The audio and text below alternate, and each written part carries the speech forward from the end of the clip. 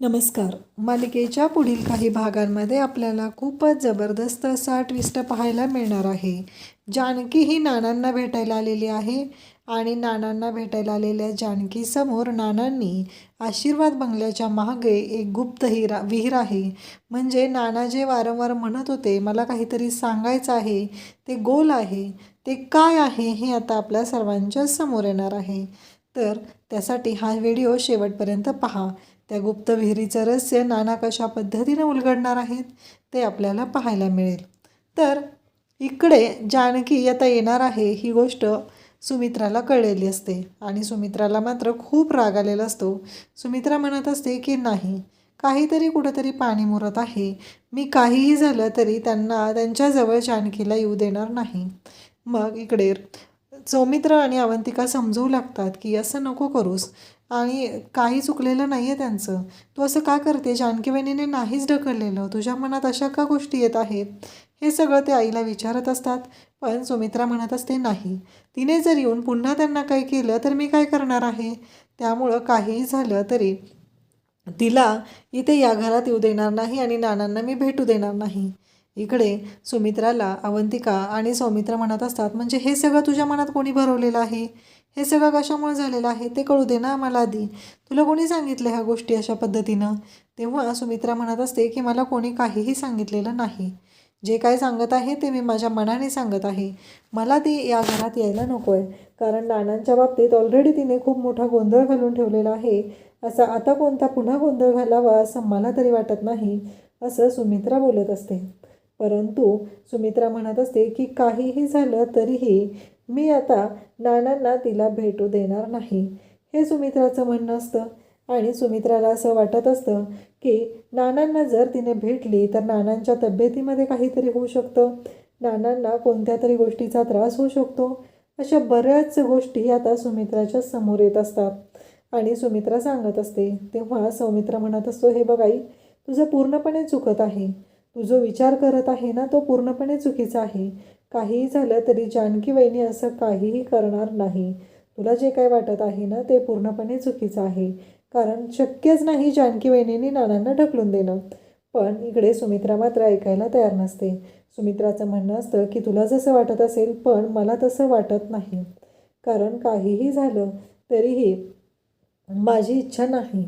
आता इकडे नाना मात्र एकच हट्ट धरून बसलेले असतात की मला जानकीलाच भेटायचं आहे आणि मी जानकीलाच ह्या सर्व गोष्टी सांगणार आहे. अवंतिका आणि सौमित्र दोघेही नानांना समजवायचा प्रयत्न करतात.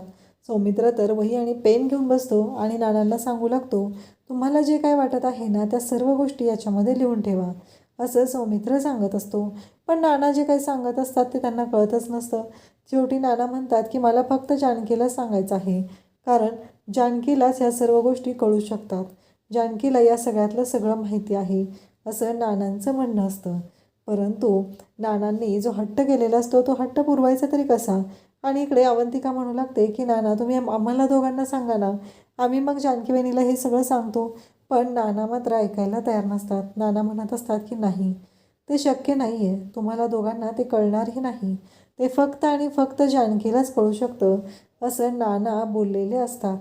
आणि नानांचं म्हणणं असतं की काहीही झालं तरीही मी आता जे काही सांगत आहे ते तुम्हाला ऐकून घ्यावं लागणार आहे, कारण मला आत्ताच्या आत्ता फक्त आणि फक्त इथं भेटायचं आहे, ते म्हणजे आपल्या जानकीला. मी फक्त जानकीलाच हे सगळं सांगणार आहे, मला दुसरं कोणाला काहीही सांगायचं नाही, असं नाना म्हणू लागतात. तेव्हा सौमित्र आणि अवंतिका म्हणतात की ठीक आहे, मी काहीतरी मॅनेज करेल. इकडे जानकी मात्र या दोघांच्या फोनची वाट बघत बसलेली असते, कारण नक्की काय झालं आहे, नानांनी काय सांगितलं आहे, हे असे अनेक प्रश्न इकडे पडलेले असतात. तेव्हा नानांना सौमित्र म्हणतो ठीक आहे, तुमची इच्छा आहे ना की जानकी वहिनी इथं आली पाहिजे, तर मी जानकी वहिनीला घेऊन येतो, अगदी काहीही करून घेऊन येतो. आणि मग अवंतिकाला तो सांगू लागतो की अवंतिका काही झालं तरी जानकी वहिनी आपल्याला इथेच पाहिजे. मग आता तिकडे सुमित्रा येते. सुमित्रा म्हणू लागते काय झालं ग अवंतिका? तेव्हा अवंतिका म्हणते की नाही आई काही नाही. अहो तो वॉर्ड बॉय जो आपण ठेवलेला आहे ना तो नानांकडे लक्षच देत नाही, त्यांची औषधं व्यवस्थित देत नाही, त्यांना काय हवं नको ते पाहत नाही आणि मग फक्त अरेरावी करत फिरत असतो ते. हे ऐकल्यानंतर सुमित्रा म्हणते मग तुझ्या डोक्यात काय आहे? तेव्हा अवंतिका म्हणते की मला काय वाटतं माहिती आहे का, आपण एखादी नर्स ठेवूया का नानांसाठी. हे ऐकल्यानंतर सुमित्रा म्हणते म्हणजे. तेव्हा इकडे अवंतिका म्हणू लागते कसं त्या प्रोफेशनल असतात ना, मग त्या नर्सला नक्की कळेल काय करायचं आहे ते, आणि मग त्या नर्सकडून आपल्यालाही शिकता येईल, ती छान नानांची काळजी होईल, नानांना बरं वाटेल. तेव्हा सुमित्रा म्हणते की ठीक आहे, तुला जर तसं वाटत असेल ना तर आपण तसं करूया. आता सुमित्राने तर होकार दिलेला असतो. मग अवंतिका सौमित्राकडे जाते आणि सौमित्राला म्हणू लागते की सुमित्रा आईंनी तर होकार दिलेला आहे नर्स ठेवण्यासाठी, पण ही गोष्ट त्या ऐश्वर्याला कळली तर खूप मोठा प्रॉब्लेम होऊ शकतो. हे यांच्या दोघांच्याही लक्षात आलेलं असतं. त्यामुळं काहीही झालं तरी ही गोष्ट मात्र आपल्याला लपवूनच ठेवावी लागणार आहे, असं अवंतिका सांगत असते. म्हणजे आजींना आणि त्या ऐश्वर्याला आपण इकडे जानकीवेणीच्या आजूबाजूलाही फिरकू द्यायचं नाही. हे सगळं तिचं बोलणं चालू असतं. आणि त्याचबरोबर आपल्याला पाहायला मिळतं की इकडे सौमित्र म्हणत असतो की नाना, तुम्ही जे म्हणाला होता ते सगळं मी करत आहे. तेव्हा नाना म्हणतात की बरोबर आहे, मी तुला जे सांगितलेलं आहे ना ते लक्षात आलं आहे ना तुझ्या. तेव्हा सौमित्र म्हणू लागतो की हो नाना, माझ्या चांगलंच लक्षात आलेलं आहे, असं सौमित्र म्हणत असतो. आणि सौमित्र म्हणत असतो की नाना, तुम्ही जे मला सांगत आहात ना ते कळलेलं आहे. इकडे सौमित्र जानकीला फोन करतो आणि तो जानकीला म्हणू लागतो की जानकी वहिनी, नाना ऐकायलाच तयार नाही आहेत, आम्ही खूप समजवलेलं आहे, तुला यावंच लागणार आहे नानांकडे. सौमित्र म्हणतो. मग जानकी म्हणते पण आता कसं यायचं, आई तर मला मान्यच करत नाही आहेत ह्या सगळ्या गोष्टी, मग मी कसं करणार आहे हे मॅनेज. तेव्हा सौमित्र म्हणतो की जानकी वहिनी, तुला वेश बदलून यायचं आहे, वेश बदलून तुला नर्स बनून यायचं आहे. तेव्हा जानकी म्हणते हो का, म्हणजे त्याशिवाय आपल्याला जाता येणारच नाही आहे का. तेव्हा सौमित्र म्हणतो की हो, नाही जाता येणार, म्हणून तर मी सांगत आहे ना की वेश बदलून यावं लागेल. तेव्हा जानकी म्हणते ठीक आहे. मग जानकीने नानांची भेट घ्यायचं ठरवलेलं आहे, पण ही गोष्ट आता कोणालाही कळू द्यायची नाही, हे सगळं चाललेलं असतं. आणि त्याचबरोबर इकडे आपल्याला पाहायला मिळतं की नानांनी जानकीला भेटायचा हट्ट धरलेला असतो. जानकी तर तयार झालेली असते, नानांना भेटायलासाठी येत असते. आणि सौमित्र सांगतो की जानकी वहिनी तू तयार हो. जानकी खूप छान असे केस सोडते, त्याला व्यवस्थित वप करते, त्याचबरोबर ड्रेस घालते आणि मोठ्या भिंगाचा चष्मा घालते. आणि आता जानकी ही सुमित्राकडे जाण्यासाठी सज्ज झालेली असते. तेव्हा सौमित्र म्हणतो बघ जानकी वहिनी, पूर्णपणे कायापालटच झालेला आहे तुझा, काळजी करायची गरज नाही, आता तुला कोणीच ओळखू शकत नाही. आणि मी आणि अवंतिका आहोत ना तिथं तुझ्या मदतीसाठी, फक्त तू नानांना भेट, आपण नर्स म्हणून जाणार आहेत. म्हणजे एका दिवसात जर तुझं बोलणं नाही झालं तर दुसऱ्या दिवशी पुन्हा जाऊ शकतो, तिसऱ्या दिवशी पुन्हा जाऊ शकतो आपण तिथे, तुला मी नर्स घेऊनच म्हणून जात आहे. तेव्हा जानकी म्हणते ठीक आहे. आता जानकी नानांकडे जायला निघालेली आहे. इकडे अवंतिकाने सगळी तयारी केलेली आहे आणि जानकी नानांना भेटायला येते. नाना म्हणतात की जानकी. तेव्हा जानकी नानांचा हात हातात घेते आणि सांगू लागते की हो नाना, मी आलेली आहे. नाना म्हणतात की बरं झालं जानकी, मला माफ कर, असं म्हणत नानांनी हात जोडायला सुरुवात केलेली असते. जानकी म्हणते मला तुमच्याबद्दल राग नाही आला, मला फक्त एकच विचारायचं आहे की अशी कोणती मजबुरी होती म्हणून नाना तुम्ही माझ्यावरती आळ घेतला, कारण मला माहिती आहे असं काहीतरी भयानक होतं, म्हणूनच तुम्हाला हा निर्णय घ्यावा लागलेला आहे.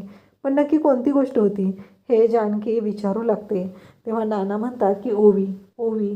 तेव्हा जानकी म्हणते म्हणजे ओवीला किडनॅप करायचा प्लॅन, असं जानकी बोलल्यावर नाना म्हणू लागतात की हो, कारण याच्या आधीही रंगपंचमीच्या गणपती विसर्जनाच्या वेळेस ऐश्वर्याने ओवीच्या बाबतीत तो प्लॅन केलेला होता आणि इकडे जानकीला तोंडावर पाडलेलं होतं. पण पुन्हा ती गोष्ट बरोबर जानकीच्या डोक्यात येते आणि नाना म्हणतात की हो, ओवीसाठी मी हे केलं आहे. तेव्हा जानकी म्हणते नाना तुम्ही हात नका जोडू, तुम्ही माझ्या वडिलांसारखे आहात ना, गेली 10 वर्ष झालं आपल्या दोघांमध्ये बापलेकीचंच नातं आहे. माझे वडील माझ्यावर रुसलेले आहेत, माझ्याकडनं चूक नसताना त्यांनी आरोप केलेले आहेत, या गोष्टीचं मला नवल वाटत होतं, मला बाकी काही नाही आहे, असं जानकी सांगत असते. इकडे सुमित्रा ऐश्वर्याकडे आलेली असते आणि तिने ऐश्वर्याला आणि आजीला मंदिरात पाठवलेलं असतं आणि त्यानंतरच जानकी घरात आलेली असते. ऐश्वर्या तर मंदिरात गेलेली असते आणि सुमित्राने तिला सांगितलेलं असतं की अवंतिकाला काम आहे, माझंही काम सुरू आहे आणि तू आईबरोबर मंदिरात जा. तेव्हा ऐश्वर्याचं म्हणणं असतं की आजी जातील ना एकट्या, मी जायची काय गरज आहे. पण इकडे सुमित्राने सांगितलेलं असतं की नाही, तुला जावं लागणार आहे सोबत, असं सांगितलेलं असतं. तेव्हा ऐश्वर्या म्हणते की ठीक आहे, मी जाईल, असं म्हणत ऐश्वर्याने तिची चूक कबूल केलेली आहे आणि ती जायला तयार झालेली असते. परंतु इकडे सुमित्रा मात्र आता सज्ज होते. जानकी तर आलेली आहे. जानकी नानांशी बोलत आहे. ऐश्वर्या आणि आजी मंदिरात गेलेले आहेत आणि या संधीचा फायदा करून घ्यायचा असतो, तो म्हणजे या दोघांना. आणि मग अवंतिका म्हणते की सौमित्र, तू जानकी वहिनी आत थांबा, मी बाहेर थांबते, जर तशी काही गरज वाटली तर मी तुला बाहेर बोलवून घेते, असं अवंतिका सौमित्राला सांगते. तेव्हा सौमित्र सांगतो की हो चालेल, असं म्हणत सौमित्रही तयार झालेला असतो. आणि त्यानंतर ऐश्वर्या आलेली दिसते. ऐश्वर्या आली की लगेचच तिला अवंतिका प्रश्न विचारते, काय झालं नक्की, तू एवढ्या लवकर का आली, तुला तर आईंनी आजींसोबत पाठवलेलं होतं ना, मग तू इतक्या लवकर कशी काय आली, हा प्रश्न विचारल्यानंतर इकडे ऐश्वर्याची तर बोलती बंद झालेली असते. ती मात्र म्हणू लागते की तू मला प्रश्न विचारणारी तू कोण आहे. तेव्हा इकडे अवंतिका सांगू लागते, या घरची मोठी सून आहे, तुझी मोठी जाऊ आहे, म्हणून मी तुला हे विचारत आहे. हे ऐकल्यानंतर आता पाहायला मिळतं की ऐश्वर्या तिथे उभीच असते आणि ती नानांकडे जायला निघालेली असते. ती नानांकडे जायला निघाली हे अवंतिकाच्या लक्षात येतं आणि ती सांगते की नानांकडे जायची काहीही गरज नाही, तिथे सौम्य आहे आणि तो नानांची काळजी घेतोय, तू तिथं जाऊन काय करणार आहेस, हा प्रश्न तिला विचारलेला असतो आणि ती शांतच होते. त्यानंतर आपल्याला पाहायला मिळतं की इकडे सुमित्रा आता नानांच्या खोलीकडे जाऊ लागते आणि इकडे जानकी आणि नानांचं बोलणं सुरू असतं. नाना म्हणत असतात की मला ऐश्वर्याने ढकललं, तू मला ढकललं नाहीस, आणि त्याचबरोबर ऐश्वर्यानेच माझ्या खोलीत साप सोडला होता आणि त्यानंतर ऐश्वर्याने मला धमकी दिली की जर मी तिचं नाव घेतलं तर तिनं ओवीला संपून टाकणार आहे, म्हणून मी इतके दिवस लपवलं, पण आता माझ्याकडून लपवलं होत नाही, म्हणून मी ही गोष्ट तुम्हाला सगळ्यांना सांगत आहे, असं तो जानकीला नाना सांगू लागतात. जानकी मात्र विचार करू लागते आणि हे सगळं बोलणं सुमित्राने ऐकलेलं असतं. त्याचबरोबर नाना म्हणालेले असतात की आशीर्वाद बंगल्याच्या मागे एक विहीर आहे जानकी, तुला आठवते का, तुझं लग्न झालं तेव्हा तू तिथं पाणी भरायला जायची. तेव्हा जानकी म्हणते हो नाना, आठवत आहे मला. आणि मग नाना सांगतात ती विहीर आहे ना, त्या विहिरीच्या बाजूला तिथे आपलं गुप्तधन आहे, म्हणजे तिथं मी आपलं म्हणजे पार्वतीचं जे सोनं वगैरे आहे ते तिथं ठेवलेलं आहे, ते तू घेऊन जा, असं जानकीला नानाने सांगितलेलं असतं. तिथे एक तिजोरी आहे आणि त्यामध्ये हे सगळं आहे, असं नाना जानकीला सांगत असतात. जानकी मात्र विचार करू लागते. नाना म्हणतात की हे बघ, मी माझ्या स्वतःचं काही देत नाही, जे काय देत आहे ना ते सगळं तुमचंच हक्काचं आहे आणि ते तुम्हालाच देत आहे, बाकी मी वेगळं असं काहीच केलेलं नाही, असं नाना स्पष्टपणे सांगतात. इकडे अवंतिका आणि सौमित्र मात्र ऐश्वर्याची वाट लावू लागतात. अशाच अपडेटसाठी चॅनलला सबस्क्राईब करा. थँक्यू.